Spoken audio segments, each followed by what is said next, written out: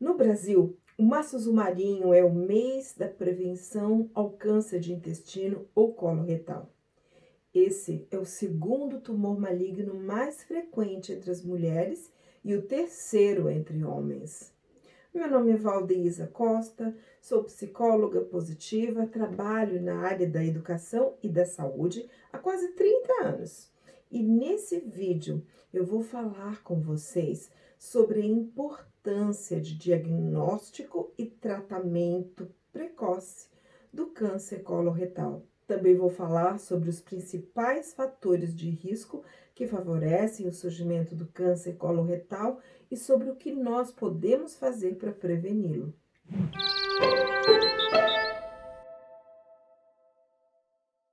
A campanha Março Azul Marinho alerta sobre a importância do diagnóstico e tratamento precoce do câncer coloretal.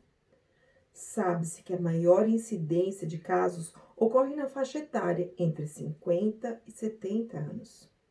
O câncer coloretal refere-se aos tumores que se iniciam em dois lugares especificamente: na parte do intestino grosso, que é chamado de cólon, e no reto, que é a parte final do intestino imediatamente antes do ânus. Daí o nome ser coloretal. A prevenção e o diagnóstico precoce, por meio de um exame chamado colonoscopia, são essenciais para diminuir a incidência desses tumores, aumentar as chances de cura e preservar a qualidade de vida dos pacientes. Pois é, gente, esse câncer é tratável e curável quando detectado precocemente. E, se possível, porque a maioria dos cânceres coloretais se desenvolvem a partir de pólipos adenomatosos, que são tumores benignos que surgem por um crescimento anormal das próprias células da mucosa do intestino. Eles parecem tipo verruguinhas, sabe? E também são considerados como lesões pré-malignas. Durante o exame da colonoscopia, esses pólipos podem ser descobertos, visualizados e removidos. É importante ressaltar que o câncer coloretal, gente, é o único capaz de ser tratado na fase pré-cancerosa. Porque, como eu disse, ele nasce como um adenoma, que é um pólipo ainda benigno, mas quando ele é descoberto durante o exame da colonoscopia, ele é retirado na hora e enviado para biópsia. Mas, é logo tirado fora ali na hora do exame. Diferentemente do que acontece com o câncer de mama ou da próstata, porque os exames indicados anualmente servem para identificar a doença no início, mas a colonoscopia não. Esse exame é demais de bom. O técnico vê o pólipo e tira fora. E assim, erradicado. Ele evita que o pólipo se desenvolva e que se torne um câncer. Nós não sabemos exatamente por que os pólipos surgem e por que uma pequenina parte deles, mais ou menos 5% dos pólipos, tem esse potencial para se transformar em câncer de colo ao longo dos anos. Mas alguns fatores de riscos já são bem conhecidos.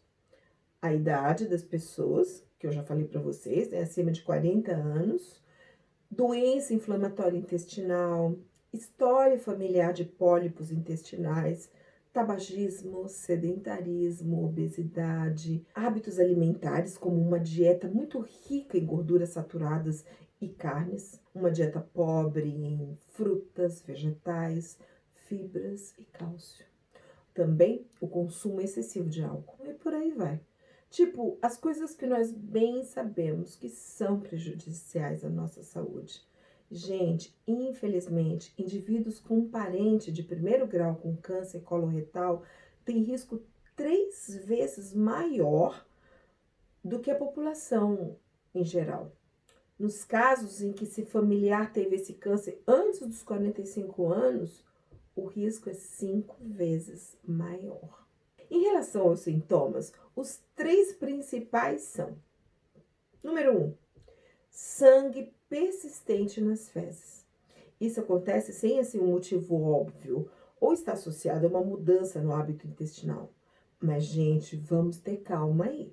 Se um dia lá acontece de você ver que tem sangue no seu cocô, não se desespera, não. Isso não é uma prova de que você tem câncer, não, porque outros problemas de saúde podem causar esse sangramento também, tipo hemorroidas, que é uma coisa tão comum.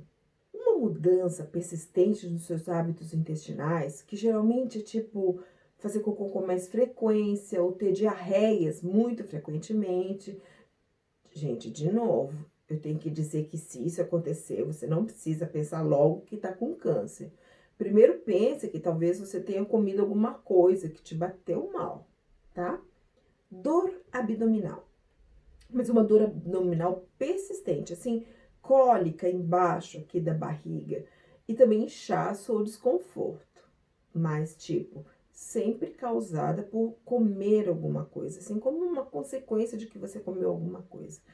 E também, nesse mesmo sentido, perda de apetite ou perda significativa de peso. Assim, sem que você esteja fazendo alguma coisa mesmo para perder peso. É a perda não intencional, como se diz. O lance de sintomas desse câncer são muito difíceis, porque, como eu disse, e vocês sabem, sangue nas fezes, mudanças de hábitos intestinais e dores abdominais podem ser causas, assim, de um monte de doenças. Mas, enfim, se você tem mais de 45, 50 anos, tipo, a partir dos 40, e se você assim, começa com esses sintomas, fica de olho e leve esses sintomas mais a sério conforme você vai envelhecendo. E quando eles persistem, apesar dos tratamentos simples que se faz para isso. A boa, excelente notícia, gente, é que esse câncer pode ser prevenido. Uma dieta rica em frutas, vegetais, fibras, cálcio, pobre em gordura e o baixo consumo de carnes vermelhas e processadas ou conservadas, linguiça, salsicha e as latas todas. Pois é, essa é considerada uma medida preventiva. Além disso, o baixo consumo de bebidas alcoólicas e a prática de atividade física regular estão associadas a um baixo risco de desenvolver câncer coloretal. Além disso, um pólipo adenomatoso costuma demorar pelo menos 7 a 10 anos até se transformar em câncer. Então, tipo, a detecção precoce deles é fundamental. Deixa eu só explicar mais uma coisinha nesse lance de exame de colonoscopia. Quando a pessoa faz o exame, que é um exame indolor, o técnico remove os pólipos, o nome desse procedimento é polipectomia. Então, esse é um procedimento também que não dói e não costuma nem causar sangramentos. A polipectomia, gente, ela é segura. A taxa de complicações é pequena, é menos que 1 a cada 1000 procedimentos. Você não precisa ter medo desse exame. Como se diz na minha terra, é um exame bom da gota. Ou um exame bom da bexiga. Melhor que esse, na minha opinião, só a ressonância magnética mesmo. E falando em detecção precoce, o câncer coloretal, quando detectado em seu estágio inicial, ele possui grandes chances de cura, diminuindo drasticamente a taxa de mortalidade associada ao tumor. O câncer coloretal é normalmente diagnosticado após o aparecimento dos sintomas, mas a maioria das pessoas com esse câncer, elas não apresentam sintomas ou aparecem e a gente pensa que é outra coisa. E é por isso que é tão importante realizar exames de rastreamento do aparecimento de qualquer sintoma. Pessoas com mais de 50 anos, assintomáticos mesmo, devem se submeter anualmente ao exame de pesquisa de sangue oculto nas fezes.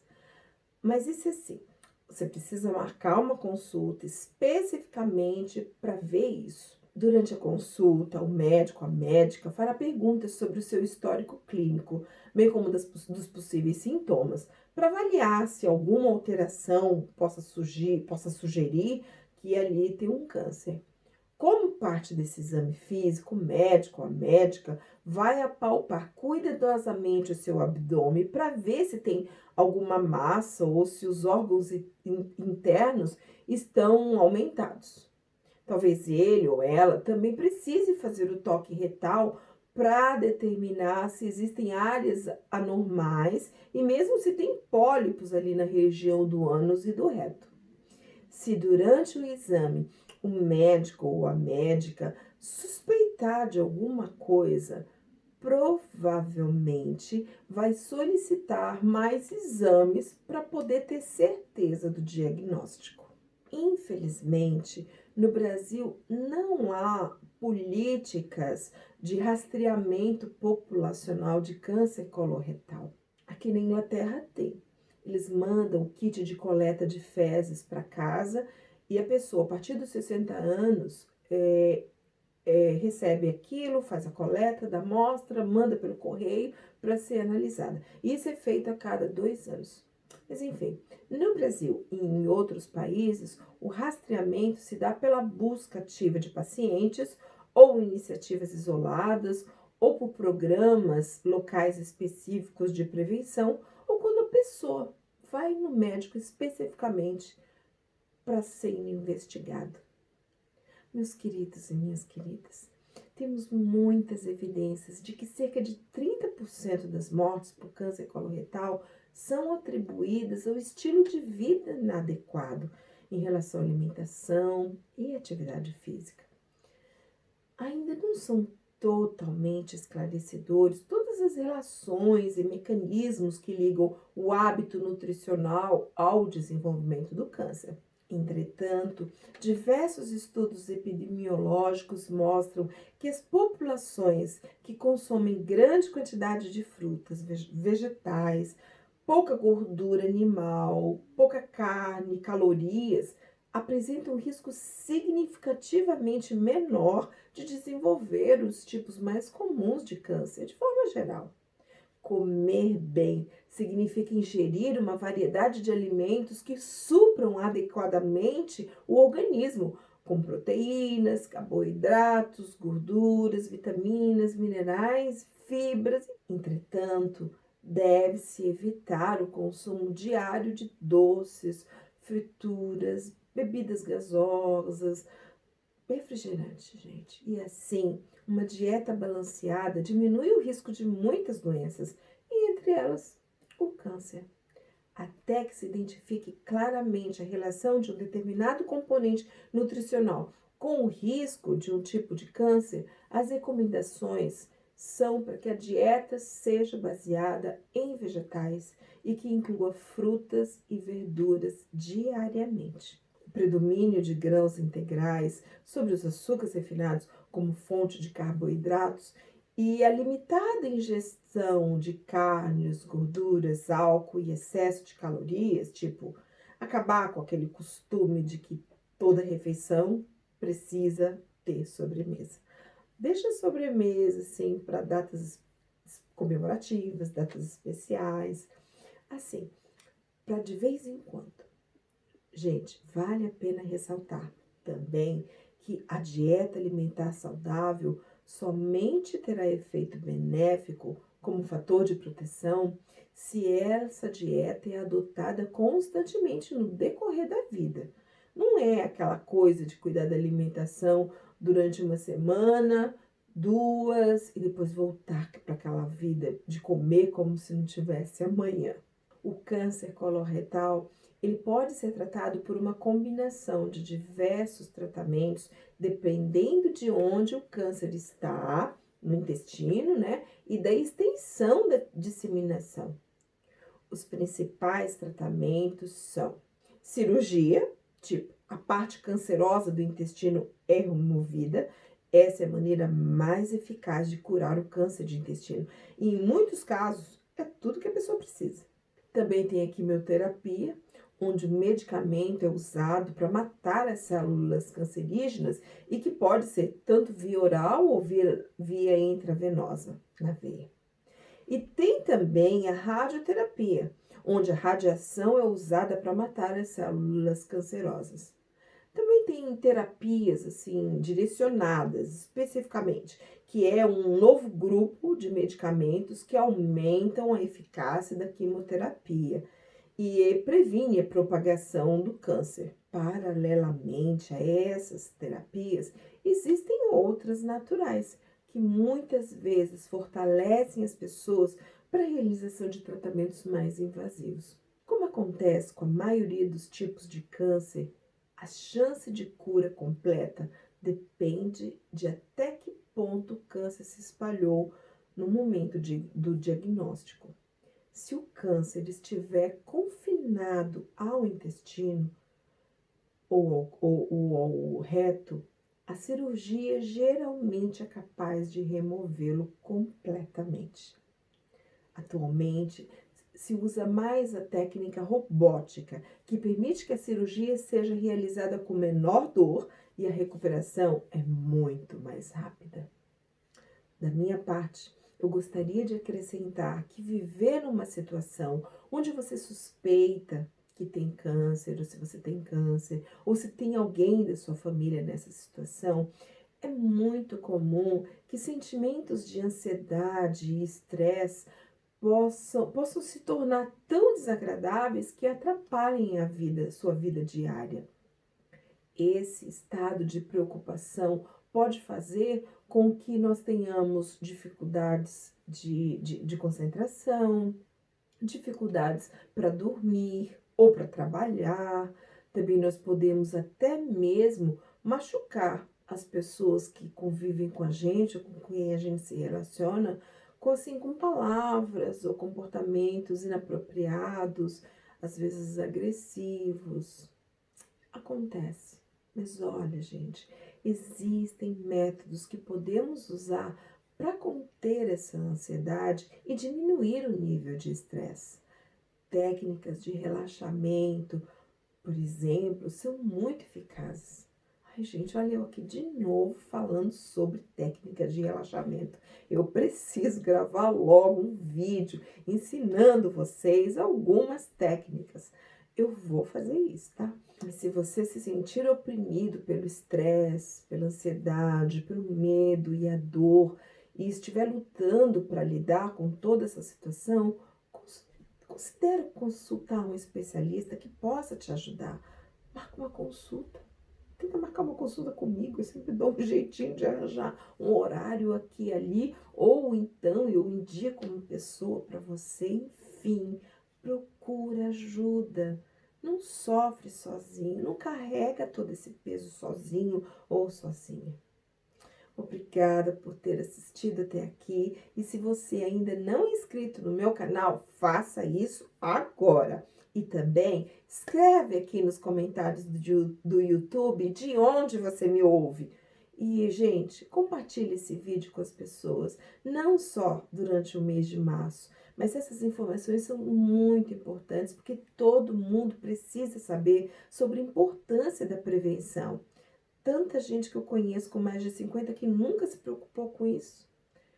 Meninos e meninas, conhecimento deve ser o principal fator de influência nas nossas decisões, nas nossas atitudes e nos nossos comportamentos. Por isso, divulguem esse vídeo. Muito obrigada. Até mais.